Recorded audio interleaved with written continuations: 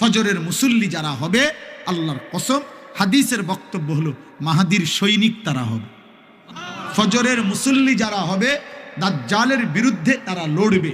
ফজরের মুসল্লি যারা হবে, তাদের হাতে ইহুদিদের চূড়ান্ত পতন হবে। ফজরের মুসল্লি যারা হবে, তাদের হাতে মাহাদির নেতৃত্বে বিশ্বময় কালেমার পতাকা উঠবে।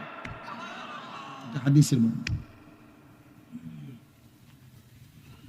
এই জন্য আগামী দিনের ইসলামের জন্য আমরা তোমাদের কাছে বলে গেলাম, যার দিলে লাগে, যার দিলে লাগে, মনে রাখো বাপ, তুমি ছাড়াও ইসলাম থাকবে।